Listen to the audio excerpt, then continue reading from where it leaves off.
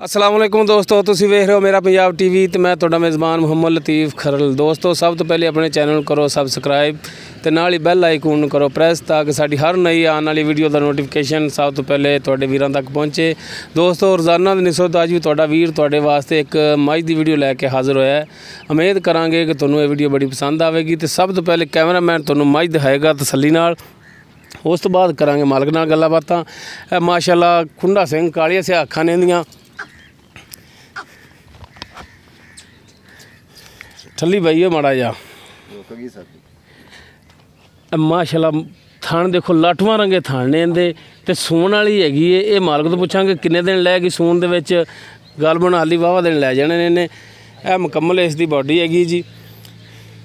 यह कालियां से अखां, मत्था इंदा थोड़ा जिहा सफैद है, खुंडे सिंह ने माशाअल्लाह सोहना सिर इंदा ते कद भी माशाअल्लाह बड़ा ठीक ठाक है इंदा।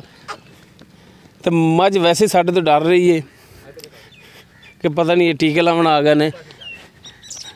खड़ी रहन दी बई, खड़ी रहन दी, हर एक चीज़ तुहानूं दिखाना है तसल्ली नाल। ते चंगा माशाअल्लाह वाना है। तो आली इन्हें होर बनाना है क्योंकि आली सून दे विच दिन काफ़ी लगदा पए ने। माड़ा जिहा टोरी बाई,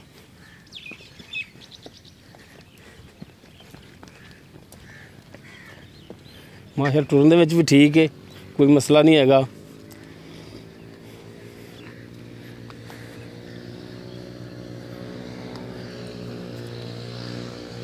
बाकी हुण जिहड़ा मझ दा मालक हैगा आपां उहदे नाल करने गलबात। ते आओ जी माड़ा जिहा सामने हो जाओ। हाँ तो कैमरामैन साहब आओ। हाँ अस्सलाम वालेकुम। वालेकुम सलाम जनाब, की हाल ने? अल्लाह का शुक्र। की नाम है जी अपना? मेरा नाम ज़ैनुल आबिदीन डोगर है। ज़ैनुल आबिदीन डोगर। अच्छा सरदार साहब कह सकते, गुस्सा तो नहीं करते? कोई गल नहीं कह। अच्छा सरदार साहब तुसीं ये दसो कि मझ जिहड़ी किनवां सूबा सोना है? ये जी माशाअल्लाह तीसरा सूबा इस दफा सुना। तीसरा सूबा? हाँ जी। थोड़े घर दी है? हाँ जी घर दी साडी। क्योंकि सरदार बंदे व्यापार तो नहीं करते, मैनूं पता है। तो वैसे भी आन जान इधर लग्या रहिंदा है। तो माशाअल्लाह जिमीदार जे तुसीं ठीक ठाक? हाँ जी। अच्छा ये दसो कि पिछले सूबਿਆਂ ਦੇ ਵਿੱਚ ਦੁੱਧ ਕਿੰਨਾ ਕਰਦੀ ਰਹੀ? ये 9-10 लीटर एक टाइम का करती रही। ਤੇ ਇਸ ਤੋਂ ਪਿਛਲੇ सूबे? उस तो पिछले तो सूबे भी इस तरह ही रही। ਇੰਨਾ ਕਰਦੀ ਰਹੀ ਦੁੱਧ? डॉक्टर साहब की हाल है? ਅੱਛਾ ਇਹ ਦੱਸੋ ਭਰਾ ਮੇਰਿਆ ਕਿ ਹੁਣ ਇਹਦੇ ਸੂਣ ਦੇ ਵਿੱਚ ਕਿੰਨੇ ਕੁ ਦਿਨ ਪਏ ਨੇ, ਕਿੰਨੇ ਕੁ ਦਿਨ ਲੈ ये ਜਾਏਗੀ? भाई इसे चन च सोना इंशाल्लाह इन्हें ਅੰਦਾਜ਼ਨ ਦਿਨਾਂ ਦਾ ਦੱਸੋ। 5-7 या 10 दिन लाएगी। यानी कि 5-7-10 दिन, यानी कि एंड 10 दिन लै गया। 10-12 दिन 5-10 दिन 10 दिन जरूर लाएगी। ठीक हो गया। अंदाज़न ही कह रहे हो ना? हाँ जी अंदाज़न कह। ओके वो तारीख वगैरह लिखी? तारीख नहीं असी लिखी, अंदाज़ा ही है थोड़ा कि 10 कुछ दिन लै जाएगी। 10 दिन लै जाएगी। अच्छा ਹੁਣ ਇਹਦਾ ਮੁਨਾਸਬ ਜਿਹੜਾ ਹੈ ਵਕਤ ਦਾ ਹਿਸਾਬ ਵੇਖ ਕੇ ਕਿ ਇਹਨਾਂ ਦਿਨਾਂ ਦੇ ਵਿੱਚ ਜਾਨਵਰਾਂ ਦੇ ਰੇਟ ਥੋੜੇ ਜਿਹੇ ਡਾਊਨ ਹੁੰਦੇ ਨੇ ਸਾਵਣ ਪਾਦਰੂ ਦੇ ਵਿੱਚ, ਕਿਉਂਕਿ ਸੁਬਾ ਆਮ ਹੁੰਦਾ ਹੈ। हाँ जी।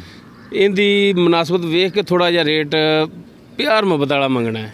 ਅਸੀਂ 2.5 ਲੱਖ ਦੀ ਦੇ ਦਾਂਗੇ। 2.5 ਲੱਖ ਦੀ? ਹਾਂਜੀ। ਇਹਦੇ ਵਿੱਚ ਸਾਡੇ ਨਾਲ ਕੋਈ ਆਇਆਂ ਦੇ ਦੀਦ ਕਰੋਗੇ? ਸਰਦਾਰ ਬੰਦੇ ਜੇ ਤੇ ਕੋਈ ਫਰਕ ਨਹੀਂ ਪੈਂਦਾ, ਕੋਈ ਸਾਡੇ ਨਾਲ ਦੀਦ ਲਿਆਜ਼ ਰੇਟ ਦੇ ਵਿੱਚ ਕਰੋਗੇ? ਪਿਆਰ ਮੁਹੱਬਤ ਕਰ ਲਾਂਗੇ ਤੁਹਾਡੇ ਨਾਲ। ਕਰੋਗੇ ਸਾਡੇ ਨਾਲ? इंशाल्लाह। ਮਿਹਰਬਾਨੀ। ਲੋ ਦੋਸਤੋ 2.5 ਲੱਖ ਰੁਪਇਆ ਸਰਦਾਰ ਸਾਹਿਬ ਮੰਗ ਰਹੇ ਨੇ ਤੇ ਲੇਕਿਨ ਕਨਫਰਮ ਨਹੀਂ ਹੈ, ਆਪਣੇ ਨਾਲ ਇੱਕ ਕਮੀ ਪੇਸ਼ੀ ਕਰਨਗੇ। ਤੇ ਦੋਸਤੋ ਮਿਹਨਤ ਕਰਨੇ ਆ, ਤੁਹਾਨੂੰ ਸਾਡੀ ਅੱਜ ਦੀ ਵੀਡੀਓ ਪਸੰਦ ਆਵੇਗੀ। ਸਾਡੀ ਵੀਡੀਓ ਪਸੰਦ ਆਵੇ ਇਹਨੂੰ ਲਾਈਕ ਕਰਨਾ, ਸ਼ੇਅਰ ਕਰਨਾ ਔਰ ਆਪਣੇ ਕਮੈਂਟਸ ਦਾ ਇਜ਼ਹਾਰ ਕਰਨਾ। ਸਾਡਾ ਰਾਬਤਾ ਨੰਬਰ ਹੈ 0321 57 29 251। ਇਸ ਦੇ ਨਾਲ ਹੀ ਮੁਹੰਮਦ ਲਤੀਫ ਖਰਲ ਨੂੰ ਦਿਓ ਇਜਾਜ਼ਤ। ਮਿਲਨੇ ਆ ਅਗਲੀ ਵੀਡੀਓ ਤੇ। ਅੱਲਾ ਹਾਫਿਜ਼।